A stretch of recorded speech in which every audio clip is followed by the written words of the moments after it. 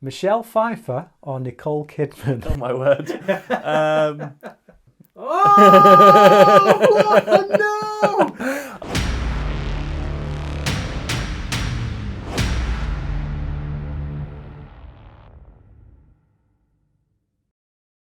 So, Dave, hi. Hi, Brian. How you doing? Long time no see. So, friend of mine, obviously. We know each other reasonably well. Mm-hmm. But this is what I hope to be a kind of a new podcast on my channel and whatnot, and just having different guests on. People I find interesting in different ways, and you are one of those people. I'm glad I made the cut. Yeah. So first up on the chopping block, for people out there got no clue who you are, why don't you just tell them? So I'm Dave, and I am a musician, and I have a special interest in electronic music.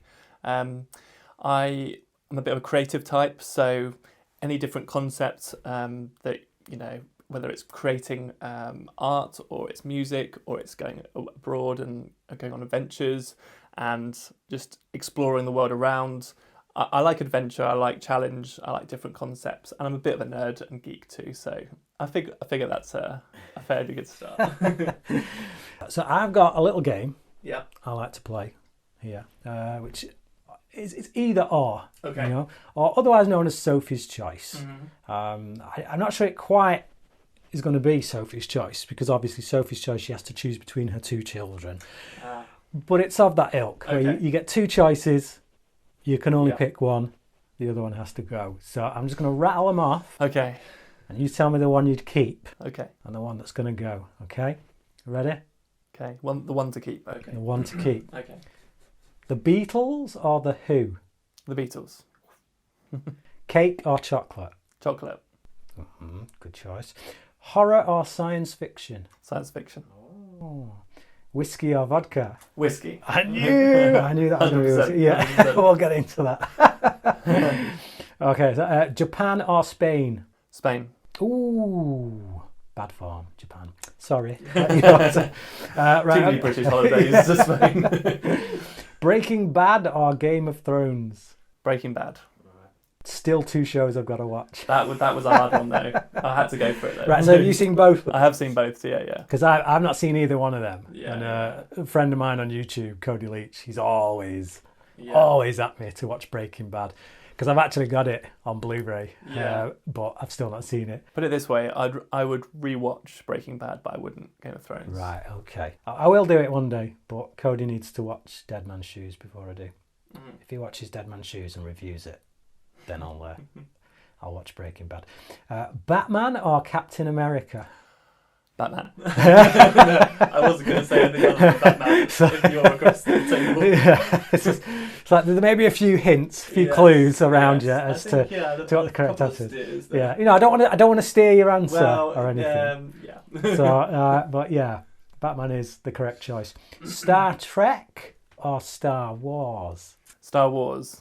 But if you had said Stargate, that would have been absolutely the top. Really? Yeah, I was a big Stargate SG-1 what? fan. Secret Stargate fan. I watched every episode. Oh growing man, up. what did you think of the film? The original film? It was all right. It kind of got me into it, but then I preferred the series. So my problem with the series is that every episode they go to a different planet, but every single time it looks like a forest in Vancouver. And they all speak American And English. they all speak American English, yeah. It's a bit, it was never my thing. I was more the X-Files guy. Yeah, I so, know.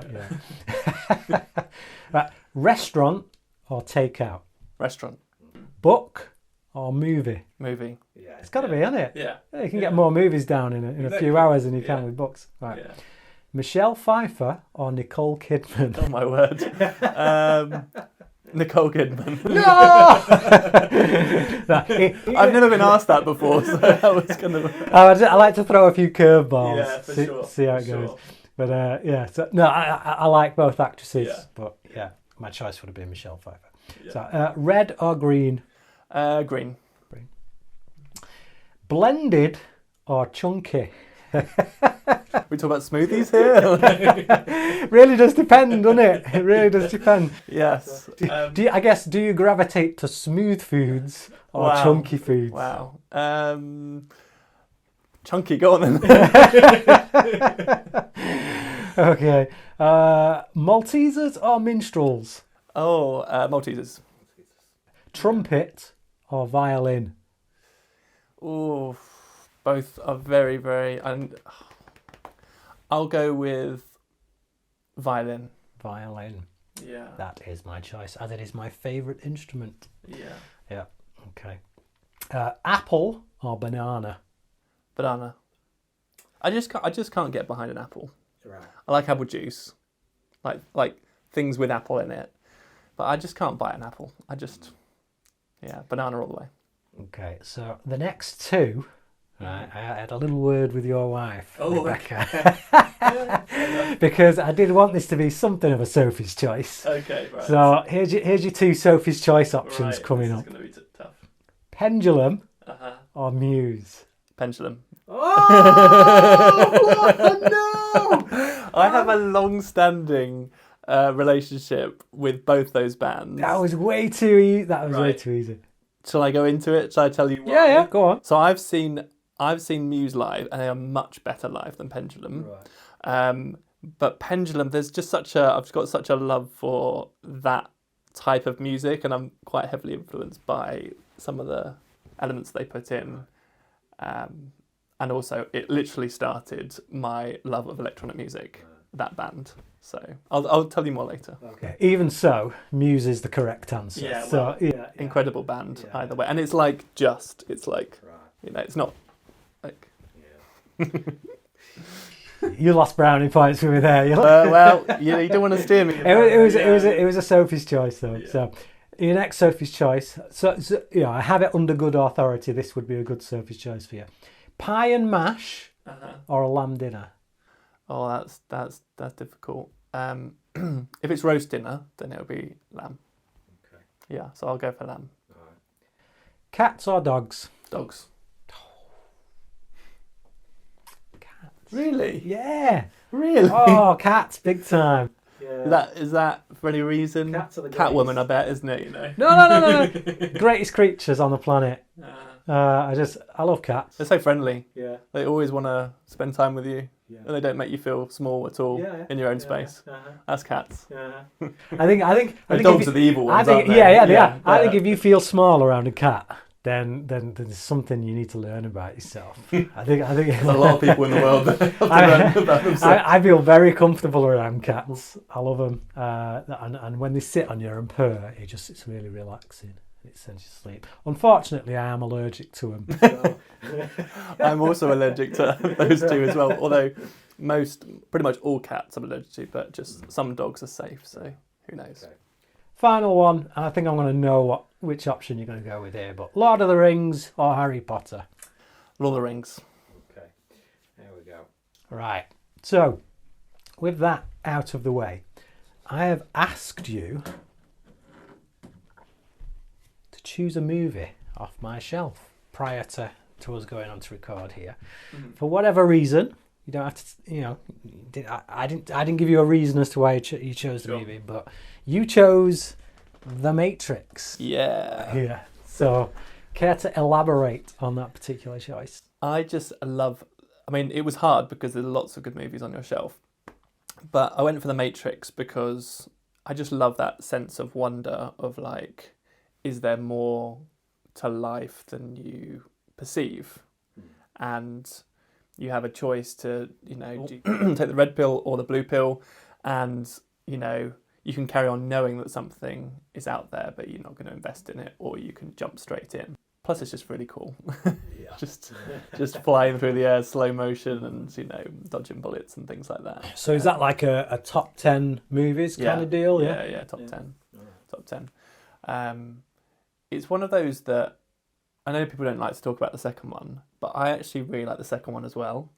Matrix Reloaded. Yeah, I did really like the second one. Yeah. But it was a bit like Pirates of the Caribbean Dead Man's Chest. It was that kind of deal. Yeah. Where when I saw it when it came out, I was like, this is awesome. Yeah. but then the third part was such a letdown. Yeah, it was. That it kind of taints the second part because they both work as one story. Yes.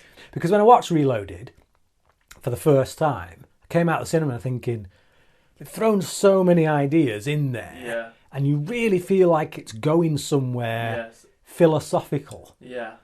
And then the third one is just an action fest. It's like, and all the philosophy stuff seems to get dropped. Yes. So that for me was and that was an interesting point for me as well, because it touches on sort of almost Christian narrative. And I remember growing up as a Christian, and my youth leader said, it's pretty much like there's some bits you can take from it about deeper meaning about life, and like, you know, up to the point where Neo says, we need more guns. And that's the point. It stops being like something you can play in church or to your youth group to, you know, illustrate a point. Yeah, so sometimes the point gets stretched a little bit too thin. Exactly. Okay. But also the soundtrack of the second one I really like as well. I didn't want to pick the second one because without the first one you kind of not got the concept, and that is the first kind of like that's the best one for story. But yeah, the soundtrack I bought that separately and would just listen to it, you know, in my room growing up. And in hindsight, though, soundtrack aside, do you think the first Matrix film should have been a one and done? No, they just should have made the third one better. And there's a fourth one as well, but no one talks about that. So. Have you not seen it? No. See, I'm in the very, very small camp that actually likes it. The fourth one? Yeah. Oh, really? I don't think it's the worst of the four. Okay. It's far from being the best. Right. But yeah, I don't think it's the worst of the four. It's hard, and you know, apparently Will Smith almost had that role of Neo as well. So that would have been a totally different. I'm glad he didn't get it. Yeah. Yeah. No he's offense. A good actor. He is a good actor, but he's very samey. And I know Keanu Reeves is very samey, but I just feel like it's one of them roles he was born to play. Yeah. And I think Keanu Reeves is just so very unique in how his mannerisms and how he holds himself. Yeah. For me, he's not like your traditional American let's you know just totally obliterate things with explosions and you know be a bit of a James Bond sort of type character. He's kind of cool but also nerdy at the same time, and that's I think what fits this movie. I just think his delivery as well. When you get a line like "guns, we're gonna need lots of guns," it's like it just come in with that real deadpan kind of. Yeah, it's like matter of fact. Yeah. Like whereas Will Smith would have been like, hell no, we're gonna need guns. Like some he did it. That was a terrible Will Smith impression. It was, but we'll forgive you. We'll let it slide. Okay, so you like the music to the Matrix films. What are some of your favourite movie soundtracks, shall we say? Do you listen to movie soundtracks? Obviously you listened to the Matrix Reloaded one, but did that kind of take you down an avenue of listening to them in general, or? Do you know, I think that probably was. I wasn't even thinking about it when I said it, but I think that was probably my first soundtrack of a movie that made me go, wow, this is amazing, this is epic, it tells a story, and it's got this almost foreign kind of style that you can't place in any one, you know, geographical location. It's just a mixture of so much, but it's high impact and it really fits the movie.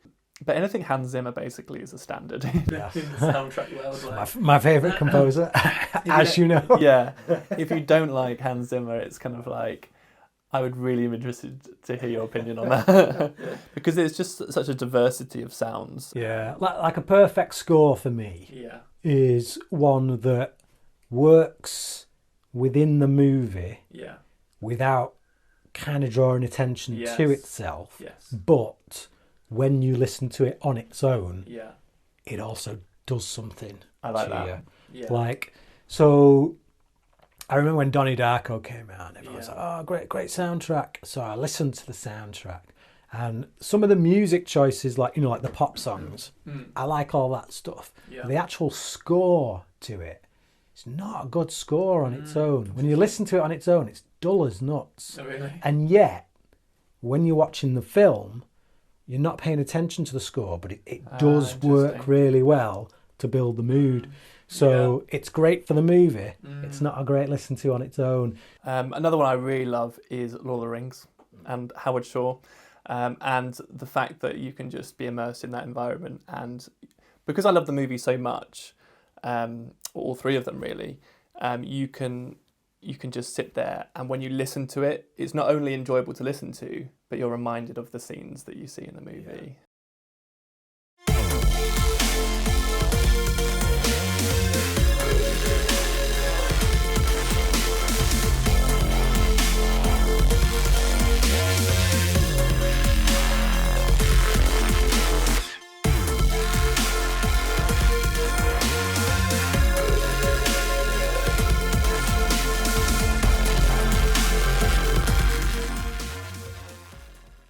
So you've got an album out. I'll get straight to it. You've got a new album out. It's on Spotify and all the music places that you go to get your music from. Yeah. It's called The Invasion. You're under the name Sqorvex. So obviously look for Sqorvex. That's how it's say it how you want. It's a made up word. But I would say Sqorvex. Right. Okay. So Sqorvex on Spotify or wherever, iTunes, whatever. It's called The Invasion, but it's billed as a movie soundtrack for a movie that hasn't yet been made. Exactly. So do you want to just go into that a bit? Just tell us, like, how did that come about? What are your influences there for it? So since I was very young, I've always had an interest in music. Grew up playing the piano in the house, and I'd basically rubbish at like following sheet music, So I would often make stuff up and improvise stuff, and then when I got to the age of 18, Mum and Dad bought me like a synthesizer, and that was just the best thing. And I didn't really know much about electronic music, so it was just the keyboard with the most amount of flashing buttons and lights and things like that. So, but then I discovered this world of electronic music, and then I was sort of messing around with different sounds, and then I went to uni, not anything to do with music, and instead of spending my student loans on like important things like that would further my education, I bought like an iMac and like a £600 studio professional stuff that I think even Kanye West I saw once in a video once. He had the same setup, and I was like, flip, okay, maybe I spent a bit too much here.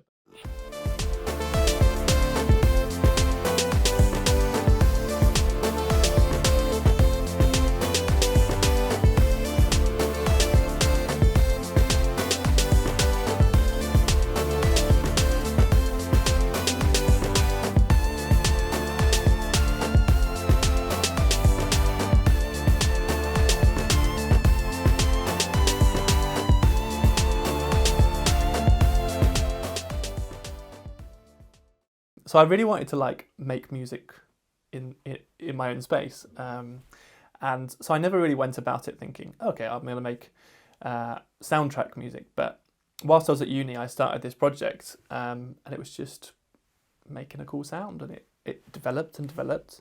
And then as I started to go about this particular track, which is referred to on the album as Arnold's Conspiracy, it was just something fun to make, and then I started to add some like narrative from like YouTube videos of people talking about aliens or talking about sightings and things like that. And I'm not a conspiracy theorist with all this sort of stuff, but I thought that concept of people telling a story and adding it into my music was really interesting. And listening to Pendulum as an artist, that was and still is clearly my favourite artist. When I first heard them, it was during a game of laser tag when I was a teenager, and during the game, they were playing Prelude, which is the first track of Hold Your Colour album, and it's basically this start of this album that is full on science fiction sounding narrative, and it leads perfectly into the very first real track of the album called Slam, and then it just drops into this heavy sort of electronic music. But it mixes so well. And anyway, so I was playing laser tag, and I was getting shot to bits. Like all people was just shooting me because I was just walking around listening to this music, and I thought, this is incredible.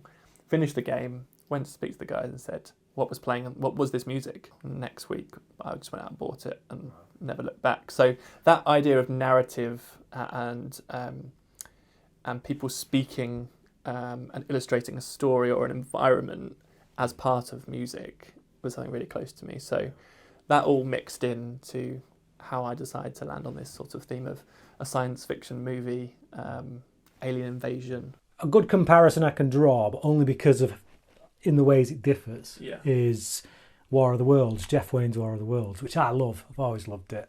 There's quite a lot of electronic stuff in there as well. Yeah, for sure. But that is very narratively driven. It's very kind of like, it gives you the plot. It spoon feeds you the plot. It's just a type of style of storytelling. Whereas this album it's more like seeing little cracks into the big picture, but not really having the big picture being spoon-fed to you. Yeah. So it's almost like choose your own adventure, like make it up as you go along. Exactly. Was that a very conscious choice, do you think? Yeah.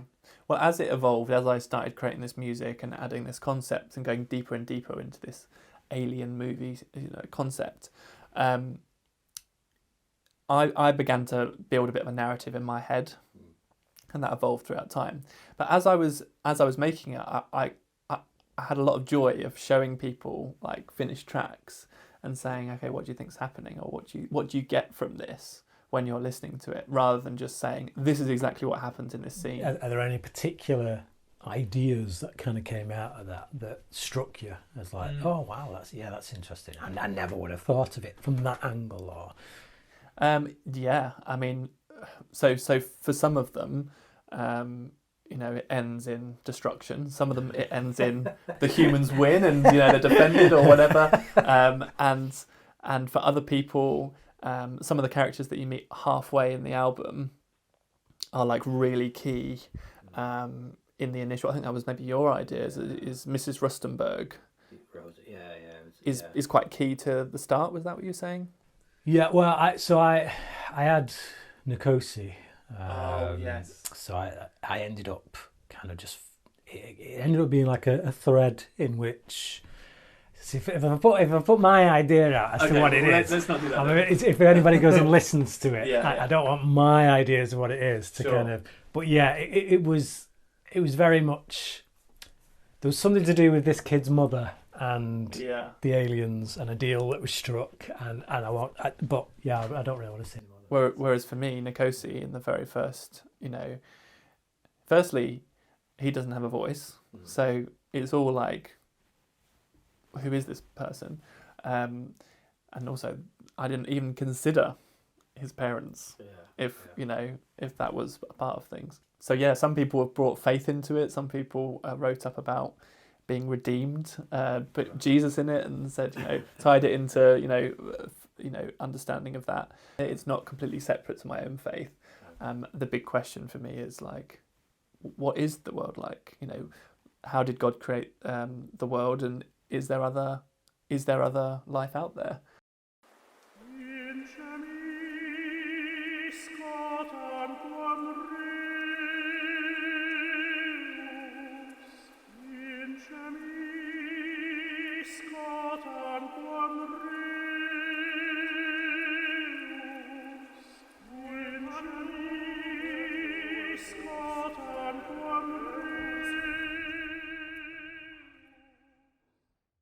If there was other life, because you've already just said that you are a Christian, and for a lot of non-believers, that's a question that's often raised, which is that, well, if aliens existed, would that shake your faith? I would say no, because if there is other life out there in the universe that God created, and it ultimately would be, God will have created life elsewhere. And if they look different to us, or they operate, or they look very similar, it doesn't take away from the fact that God had this plan for everything that he created, and he wanted relationships. So just because other life forms exist elsewhere doesn't mean that his love for us as humanity is any less. Talk us a little bit through the process of making the album. So you've got all this kit that you spent all your university loans on. Yeah. Have you paid them back, man? I think I'm still paying it back. So you've got all this kit. You're now stuck with it. How does twiddling about making a few little beats and whatnot turn into a fully fledged epic album about aliens invading? Yeah. I think it's just been such a project for me that's evolved for so many. So it started off as fun tracks, and then as the concept, as I thought, okay, that's the concept, it just evolved, and I just put more and more meat around the bones. But I just couldn't stop. And it started to think, okay, well, it's not just a cool clip to add into some music that makes you feel like, ooh, that's outer worldly. But I started to piece it together going, oh, well, that track should come here and this track should come here because that's part of the storyline that leads on to this. So in your head, did you, even though you might not ever tell anyone, do you have a very specific story as to what is going on? I wouldn't say specific, but I have a fairly well-rounded, like not every detail is perfect because, but I have written it down, each track, and I've, just for my own understanding of which tracks to put in the right order. This has been a big project. I didn't expect to be so big or to take so long, but I've eventually put it down, finalised. That's quite a hard thing. Yeah. How do you finish a project? How do you, as a creative person, how do you say, right, it's done now? I think it was Ridley Scott who once said that a project is never finished; it's just abandoned. It's like as an artist, you have to get to a point where you just got to move on because you could tinker for I know, forever. I think I probably was tinkering for about 4 years, so it probably could have been a bit shorter. I'm not ready! Yeah. And even listening to it on the way here today, I was thinking, that bit there, this bit there. If I did a remastered version of something, I'd have enhanced this a bit more, made that a bit punchier, delivered that a bit differently. But if I open that door, I'll be there for another 10 years. So. Any favourite tracks? I'm going to say National Emergency, which is a very soft, classical, it has creepy elements, or it has sinister moments almost, but it's very calm for the majority of it. It's kind of eerie, I would say. It's more eerie. And I think for the classical side of things, it's not just an electronic album, it has cinematic and classical vibes. That one, I think, wins it for me.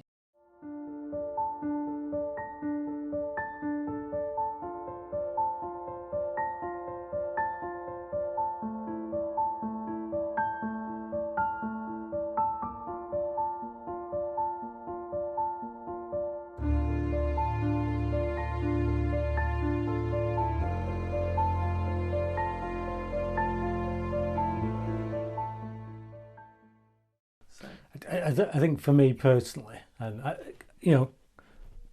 people out there, go and check out the album, make your own mind up. But for me, my favourite's probably Symbiote. Oh yeah. And I also really liked Pretoria. And a bit like what you were saying with the pendulum thing, with the introduction that's kind of very much about the narrative, and then it dives pretty seamlessly from that into Pretoria.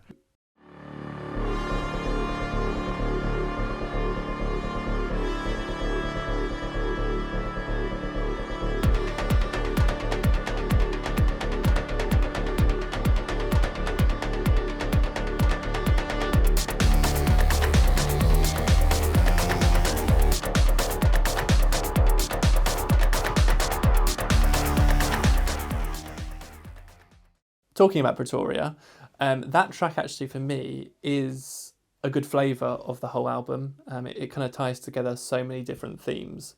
It's got the high-end sort of electronic side of things, it's got the narration, it's got the cinematic moments. So it gives a good flavour of what perhaps you're going to expect for the rest of it. So yeah, actually Pretoria, that was probably my first, the track that I made, and I was like, yeah, I'm really happy with that one. That one took me a shorter period of time to make, whereas other ones took me a lot longer. Yeah, so. It's got very much like a prog rock kind of vibe to it, and I'm really into my prog rock because obviously Muse and all that, but Pink Floyd as well and all that kind of stuff. It doesn't. It's not just. It's not a track where it's just like chorus, verse, bridge, and then. I don't think I've ever been able to do that really. No. That's kind of that's part of my style, I guess, as I'm discovering it, is that I operate in such a way where things take you on a journey. So Bohemian Rhapsody by Queen is one of my favourite all-time tracks, not only because of how genius it is and how amazing, how well it's composed, but just the sections, the various chapters almost of that song. It's like 3 different songs all kind of roll into one, but somehow it's all cohesive. Yes, and that's how I think more. I can't really do verse and chorus so well. Interesting. I really enjoy the album. I've listened to it quite a bit now. Thanks. And I'm not just saying that because I'm your friend. It's I wanted to get you on here because I went to the album launch and I did really like it, so I would highly recommend it. I'd just like to move into a few other passions now. Obviously, we've spoken about your music tastes and whatnot. What other things do you like? Well, I know you're into your whiskey. Yeah. You taught me. We talked about that. Yeah. So we went out for a hill walk at one point, and this is when I learned of your love for whiskey. Yes. Tell us about that. Where does that come from? Why whiskey? It's hard to know because, you have a whiskey and you think, oh, that tastes nice. That could be the baseline. But I also like the occasion which you might have a whiskey.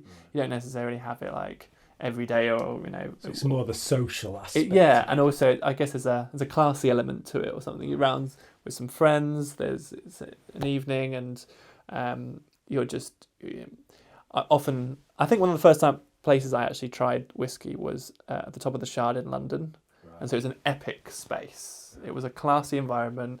There was a brilliant view over London, and I was just like, this is the drink for this moment.